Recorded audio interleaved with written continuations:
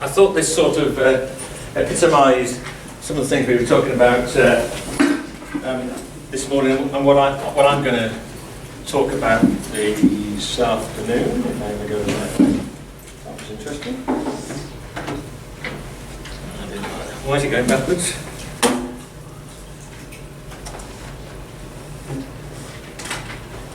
Yeah, right. Okay.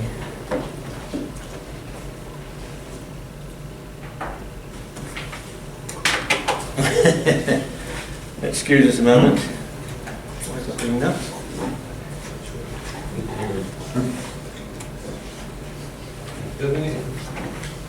Well, let me start again. This is a very strange.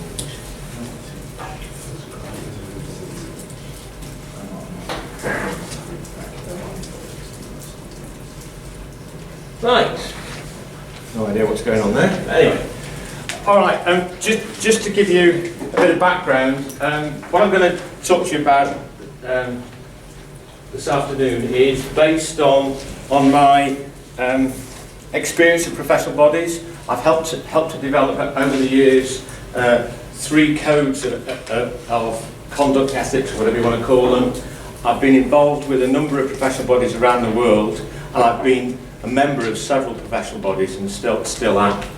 So it's based on a meandering of about 30 years, and this is where my thinking has got so far.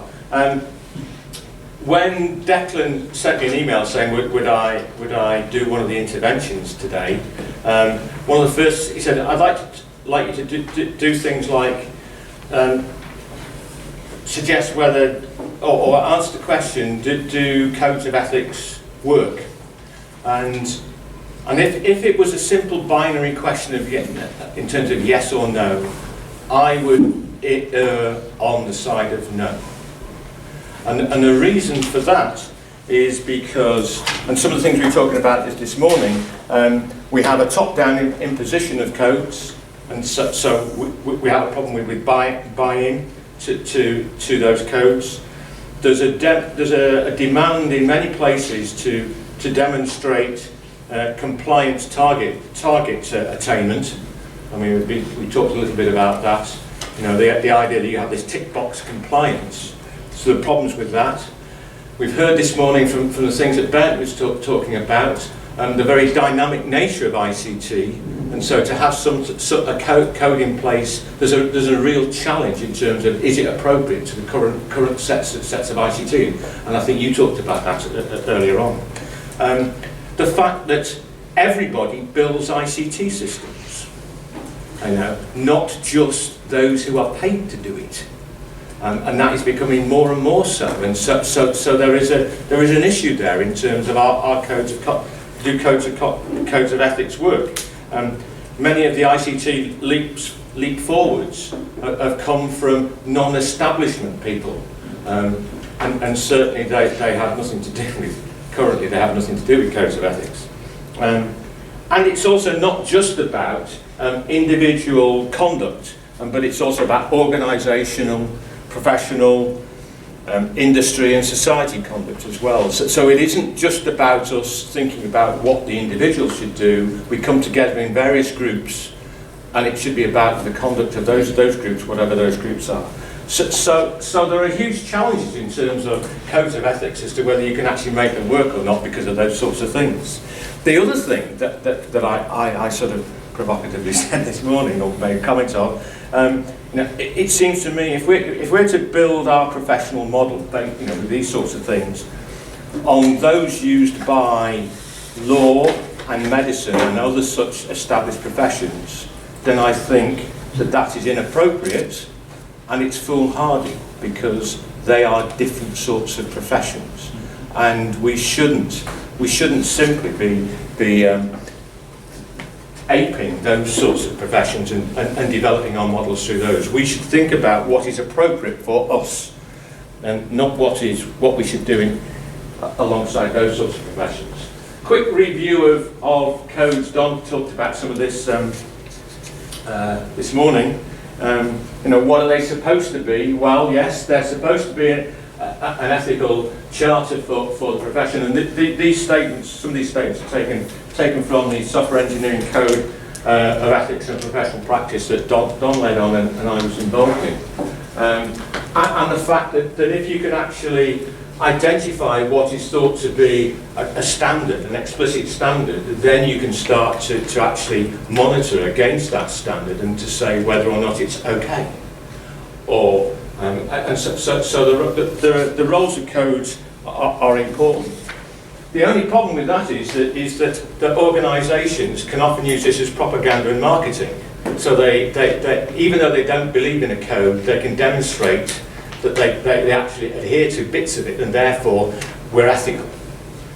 And that immediately is a challenge in terms of what we need to do. The code in its nature is, and you know, this cherry picking business, which some organisations love to do. You buy into the code in holistic view. You can't just take bits and forget bits which are a bit difficult for you to adhere to. It is the holistic view, and it's just the very nature of the area that we work in, and we've heard of some great examples this morning. It's non-exhaustive. It will not cover everything that happens in the world of ICT. And you can't just crank a handle and go through various things and then produce the ethical solution for it. It is not that. It is a guide for you to actually act morally. It is not an ethical algorithm. It's not something that, you know, Bentham type model or anything like that. And the very fact of what it is, tensions will arise because an individual or an organisation has obligations to different sorts of people, different sorts of, and society at large, and so tensions can and will arise. And to my way of thinking, that is probably a good thing, because it then starts you to actually question and work out what is the right way forward. Quite often it's easy to identify what is ethical and what is unethical. It is quite a different thing to actually figure out which of these several ethical routes you should actually undertake, and that can be quite difficult in the world of ICT. And there are, as Don mentioned, there are different sorts of statements. I have no idea why that's done that. There you go, typical glitch of software. The fact that we are all, well, most of us are human at the moment, but according to Bernd, that might change. So aspire to be human or cyborg, maybe, should be the thing in future decades. So there are statements like that. There are statements about generally being a professional, and we've talked about what that means a little bit this morning. And then, more specifically, there are statements in there which should relate to ICT as an activity. And so in any code or set of codes, you will find those sorts of statements. The other thing about it is that a code should, doesn't necessarily always do, promote what I call ICT social responsibility. It develops this culture within work, and so that's when you start to get buy-in, if you nurture moral individual action.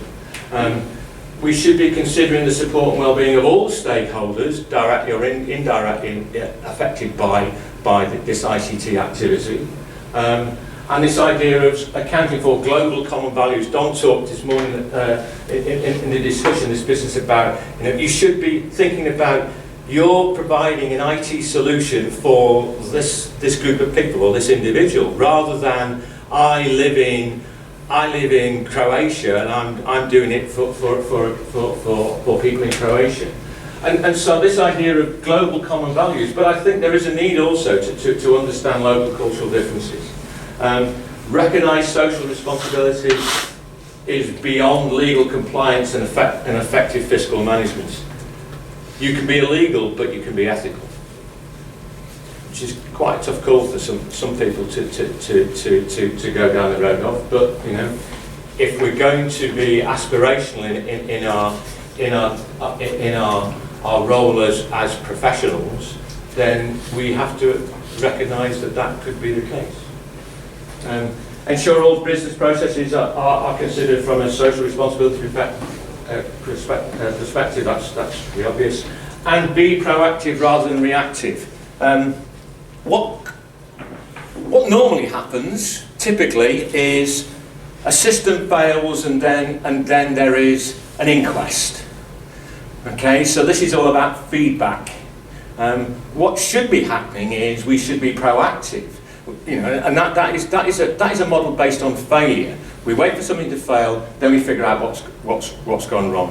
What we should be doing is we should be thinking more about being proactive, identifying what the potential problems are, making sure that we don't build systems that have got those potential problems within them, and then we start to build on a model which is about success rather than failure. So it's about being proactive rather than reactive. And finally, this idea that the world in which we live and work in terms of ICT is dynamic, and so therefore the code itself, if it's going to be useful, has got to be able to adapt to new situations. Some comments this morning made about mobile technology. Do the current codes, how some of them are written, do they work in terms of app design and app implementation and those sorts of things? So it needs to be able to do that.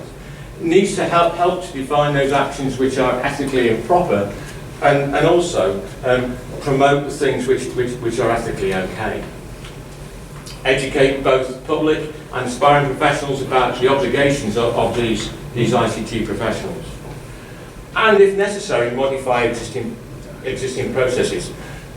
Before the workshop started this morning, I was talking to Blaine, and he was saying about the fact that we're moving towards education is moving towards waterfall models. Well, there's a prime example where if you look at the software engineering code, it will actually encourage you to move away from inappropriate methodological approaches, so that you can actually start to build things in a way which is more acceptable and more likely to actually succeed in terms of ICT offerings. So that's the sort of thing that codes should do, but unfortunately don't always do. So if we just now consider ICT activity for a moment, and that's interesting. That's disappeared. There should be an arrow around here. Okay, we've got three elements in terms of built ICT activity. Decide upon the thing that you want to do, develop it, deliver it. And surrounding that is a complex set of interrelated ethical and social issues. And in terms of that, then there are really two facets, and it's similar to the thing that Ben did. In fact, you probably nicked this from me because I wrote this before you did. So that's great. That is. I'm glad to see that. Well, I'm the successor, right? Have you cited my paper though? That's the question. I'm sure I did. It must be somewhere in your code of ethics as an academic. It used to be. Oh, well, I won't go down that road. So there are two elements in terms of actually going through that cycle: decide, develop, and deliver. The first one is product, is process. Yeah, right. Which and the aim here is that professionals should be virtuous in terms of the things that they're doing. In other words, that a professional knows that an action is the right thing to do, and in the circumstances, and does it for the right reason. So they know what the right thing to do is in the circumstances, and is doing it for the right reasons. Okay, so this is about not doing the marketing propaganda stuff. You're doing ethics because you think everybody wants you to do ethics. You're doing because you actually believe in it. This is about making ethics centre stage, which is what Declan was talking about earlier on. And there are various things around here that you can think about in terms of virtuous action. in education and training, the way we design things, the way we have governance in there, and generally the conduct of the IT profession. I'm sorry about the icons. We should have gone there, but hey, I'm not the way. So that is the process bit. So that is about doing ICT. But then the other bit is to do with product, which is very much about the outcome of that ICT activity, that ICT endeavour. And the idea here is that you should be able to embed the acceptable or the accepted ethical norms in society. So, for example, if you've got some sort of automated decision-making system related to medicine, then it might be that there is a cut-off where you want human intervention, and so you can build into that system to the cut-off point, so that you ensure that the system, from a societal point of view, it is unethical for the system to make a decision beyond that. Or it could be very simple. It could be a system which is asks you to opt in or opt out in terms of providing information. And the current privacy laws that are supposed to be coming in place into the European Union are all about moving from opt out to opt in, which is the way I have always said it should be. And so there are various things you can embed into applications to mirror society's acceptable ethical norms. So there are these two things that we need to think about. That's the process. That's actually doing ICT and the outcomes of ICT, the product that we ought to think about in terms of ethics. I would suggest to you that codes could and should inform this ICT activity, and I don't think they currently do that very well, for a whole variety of reasons. And if we just turn to three examples, let me just talk. And these are professional bodies that I've had some dealings with over the years. The Australian Computer Society has a history of showing and promoting practical use of codes, and they've done a lot to try and get people to use codes as a useful way of informing the way that they conduct themselves. Individuals primarily conduct themselves. So they do quite a lot of good work. BCS, which I'm a fellow of, I think in recent times they seem to have lost their way.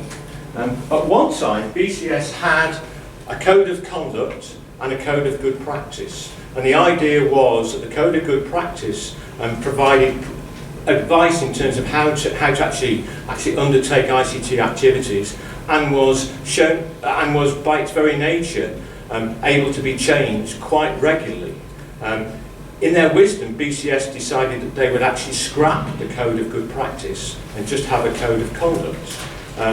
During that period of doing that, they had an ethics panel of experts which sat at a very high level in the echelons of the BCS bureaucracy, and they were responsible for their codes, and they were responsible for their disciplinary procedures, amongst other things. They devalued that and turned their ethics panel of experts into a special interest group. Now, the very nature of a special interest group are those who are interested in that particular issue. So rather than saying that we BCS are interested in ethics per se, what they've now said, and the message that's gone out, is that actually those of our members who are interested in ethics can be a member of the special interest group, which strikes me as losing their way. In autumn last year, they produced they have a professional journal called IT Now, and they had a special issue of on ethics. I found that, with the exception of one article, which you've heard about this morning, I found the rest of it unbelievably disappointing. It was simply a repeat of actions and messages of at least 20 years ago, and longer than that.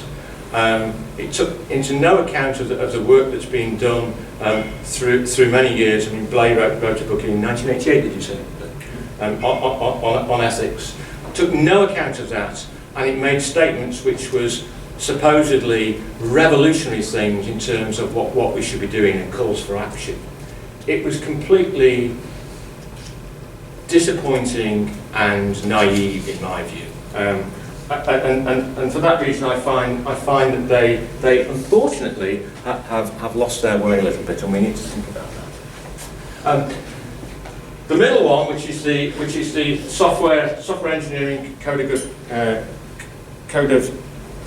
conduct and professionalism, which is a joint thing between the ACM and the IEEE, which Don mentioned this morning, I think is arguably the best example of a code which is capable of being used in practice, and as Don mentioned this morning, is translated it's now available in 9 languages, well actually 10 if you include American, rather than English. At least the code is spelled correct. Yeah, there are no Z's in it either, they're all S's, which is very good. And it's certainly been used by lots of organisations, as Don mentioned. And I think that's a really good example of how codes can be used in practice. There's a footnote to this, and that is one of the things that Don and I have worked on over many years was something called the CEPIS process, Software Development Impact Statement process, which eventually became, we gave it to a company, it became a commercial product and decision support tool. And what that did was, we found that the fundamental bit beneath that piece of software is a distillation of the principles of several codes of conduct around the world. And so, and then it's used as a risk analysis tool, a decision tool to undertake risk analysis for organisations. And so indirectly, many of the codes that exist around the world have been used via this software tool. And it's a good example of an ethics tool for ICT based on these codes, and there may well be an opportunity there for looking at the sorts of tools which are available, and the one that Bernd has shared with us today is another good example of an ICT ethics tool in terms of being able to analyse things. Okay, so possible roles for CEPIS in terms of codes. Well, I think there are several, and these are this is just some ideas for us to sort of think about and to promote some discussion. I think there's an opportunity for CEPIS to develop, and it ties in with what was said earlier on, to develop an overarching ICT charter and lobby this charter to be accepted by the European Union and the United Nations. And the idea is that would be this overarching charter, and underneath would sit the codes from the various professional bodies, and they would demonstrate the support of such a charter. I'll talk about that a little bit more in a moment. The second thing is to actually promote a cohesive approach in terms of what happens in the world of ICT. Because currently it's quite disjointed in some ways, and I think there's an opportunity for CEPIS to do that. I think we should, well, some of the comments I made this morning, I think we should adopt a fresh perspective, because we've had the same approach now since the year dot, and it don't work. So there has to be a review as to why doesn't it work, and what should we do about it? Because it doesn't, we wouldn't be here if it was working. So there needs to be an opportunity. There needs to be an adoption, I think, of a fresh perspective, and I think CEPIS could take a major role in that. I think we should. It's great to see people who are still in the flush of youth around this table today. So I'm heartened. That does include you, Declan. I'm heartened that there are younger professionals here around this table, and there should really be an opportunity to encourage those young guns, and that is practitioners, young practitioners who are interested in this issue, which is going back to the point I made earlier on about champions within those who are doing ICT, and also because of the education bit, we should be encouraging academics who have an interest in practice and who have got a background of practice to get involved in this. I am very wary of single discipline approaches within academia. I am very wary of die-hard philosophers trying to teach ICT professionals about ethics. It doesn't work, it's inappropriate and should be outlawed. Yay, down to philosophers. And that is based on my experience. So I think there's an opportunity there. There's a business about promoting transparency. If the standards become common knowledge, the public knows what ought to be done in terms of ethical ICT, and those who do not follow that will then receive less business. Now that's a reasonable argument, provided that failure of those standards is made known, and that's the issue. I believe the Swiss Information Society actually does that. It buys into this. If standards have been breached, then it will be made public. I think that's the case. Whereas explicitly the Australian approach is not to actually make that known. So that is the settle out of court and keep quiet model, which serves no purpose whatsoever. There has to be transparency on good things as well as inappropriate things if we are to move forward. And then the other thing is possibly to host an annual conference which is focused on practice.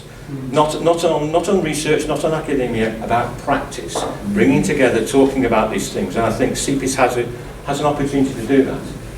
I want to just, am I doing right? Yes. Okay. I just want to dwell a little bit on these things before I finish. The top three. Well, this is quite straightforward. Here is an ICT, a draft of an ICT charter, based on two things. One was Ursula Franklin, who was a renowned scientist and activist, the real world of technology, and then there's another book written, Design of Aging Technology. And I've taken some of those ideas and produced these statements. Promote social justice and social care. Restore reciprocity for everyone, rather than consolidate the powers in the hands of the minority. Which is interesting in the world of ICT. Benefit the many rather than the few. Put people first rather than ICT. There's a lot of people working in ICT who do it the other way around. Limit economic gain because of potential social cost, which ties in with Don's annoyance that economics went before society. Favour the reversible over the irreversible, the idea that you can actually then remove or reverse the impact of rogue ICT. And in the world that we live in, that is quite difficult to do these days. Create a more inclusive society by reducing barriers and creating new opportunities. So this is ICT for all. This is about ensuring that everybody can actually use ICT, because we are becoming an increasingly ICT dependent world. So maybe there's something which is, and the majority of codes could sit very easily under that and actually support that. So a very simple statement is the sort of thing that you might actually get the European Union and the United Nations to buy into, something quite straightforward and simple like that. So that's worth, I think, worth spending 2 minutes talking about in our discussions. In terms of cohesive approach, well, there are three things about ICT. There's the ethics, the quality, and the nature. Now, quality of ICT is now uncontentious. Yeah, I mean, there might be some really bad, poor quality systems, but the world at large thinks that we should have quality within our systems. Okay, it's what happens in practice isn't the matter. When we first started building systems, that was an issue, and there's some quite interesting work done in the 80s in terms of Japanese management, where they used a variety of techniques to try and encourage quality, and now quality is embedded in the way you build systems. People ask about the issues of quality, and that is there. In terms of, so we've got these three elements. So we've got the ethics, so that's about the conduct. We've got the practice, which is about so that's to do with the quality of work. So that's the practice element of codes. And then here we've got the nature of work. So we've talked about body of knowledges, and I know Declan is keen for the European not to build our body of knowledge within ICT, aren't you? Rather, I know you're keen to do it, whether it happens in another matter. So you've got a detailed description. Now these things can come together because the codes can then you've got a definition here of the skills and the training and the developments. So daily practice is then informed by conduct, by practice, and also the nature of work. And then down here, there may well be disciplinary procedures in place by some professional bodies on the basis of there being a misdemeanour at work.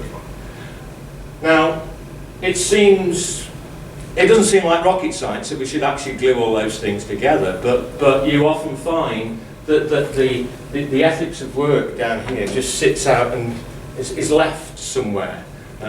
But if you made that more cohesive, then there is an opportunity to actually then make ethics centre stage, as Declan was suggesting this morning. And how you could do that? Well, there are some problems. There we go. Okay. So if you think about the code of conduct, there are two elements: conduct and practice. Now, conduct is about behaviour and values, and so that, in terms of time frame, they will be they'll be more static, and so you can set these things up, and they primarily exist within the professional bodies that belong to CEPIS, and they're both aspirational and expected in terms of their focus, whereas the practice element. And this is where BCS, this is the example of BCS losing their way, because they've ripped out the practice element, and so the idea of being able to actually address the process and product, if you're a member of BCS, and use that, doesn't exist any longer. And I know probably several of the other codes haven't addressed that thing. Australian code has got some of that in. Obviously, ACM EEE has got that in through their code. And this is about what we expect of doing ICT. So you've got these two elements going there, quite static, potentially very dynamic, and that's the thing which moves. And you can start to think about codes in a slightly different way. Okay, I mentioned about quality, and the Japanese management school had this idea of quality circles where people would come together within organisations, different levels, and they would debate issues of quality, raise issues, and try and move the organisation forward. So that is a good example of how people come together to actually develop things and have a new way of thinking.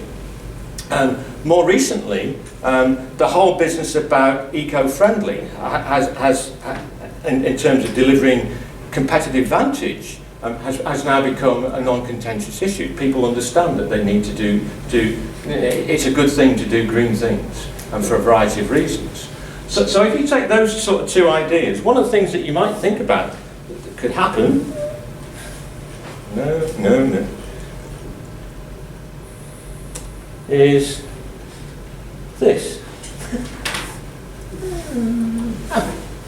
No? Yes, there we go. Organisational ethics circles. Okay? So the idea is that you set up there's a contractual recognition and existence and influence of such a circle. And membership is drawn from all levels of the organisation related to ICT, but with equal status. So the CEO might be on there and a junior programmer on there, but they have an equal say and they can say what they like. You know, we're an ethics circle today. And they nurture new staff, they are the custodian of codes, they share good practice, they review ethical quandaries, and they champion within the organisation ethical ICT. So this is a circle within the organisation which doesn't fit with any of the structures within the organisation. It is very flat, but actually starts to try and build culture within that. And that is based on the quality circles idea of Japanese management, which is proven. And if you have that sort of thing in place, then you start to build this idea of ethics being the norm. Ethics is a central place. It's no longer an issue. What are the question is what are the ethical issues within our system building process? Rather than should we think about that? So that's one thing you might do. The other thing which I think is worth considering, what I call ethics by consent. This morning I almost got into a little bit of a rant. The imposition of codes and the call for ethics in ICT is a non-starter, in my view. You have to get ownership from the community, and so why can't we think about things like adopting Creative Commons open source philosophy? Because they work, and people buy into it, and they build quality software. So why can't we start to develop things like codes which are developed from a Creative Commons open source perspective? So you start off with the things that we've got, but then put them in Creative Commons and then gain ownership from the ICT community. And then it becomes bottom up. You get ownership, and then suddenly this stuff which is stuck out in the special interest group suddenly becomes more pervasive. And that way you can involve anybody who does ICT. Which is why I said this morning, should we have a professional ICT? Should we have a profession called ICT? Because anybody does ICT. And we need, and if you get that, and one example of that, there's an organisation of retired fuddy-duddies in the town that I live called the University of the Third Age, and we have 500 members in that. And we have a person who looks after the membership, okay? And she has built, she's not an ICT person, she's retired, she knows nothing about that, but she has built a membership system based on macros and an Excel spreadsheet. Now, in my view, then she has to be professional in the way we described it this morning. But she's not employed. She's not an ICT professional, according to the things we've been talking about, but she should buy into this business about ethics because she's holding personal data. She's working with that. Now, if you adopted this sort of approach, the fact you involve anybody who does ICT, then you can start to involve those sorts of people, and so it becomes society-wide rather than in the enclave of the profession. However you define that. And I think that's important. I will leave you with one last thought. Trying to get this to work. Okay, and that is professional codes should not be an instrument of compliance, but an instrument of appliance in furthering ethical ICT. Thank you.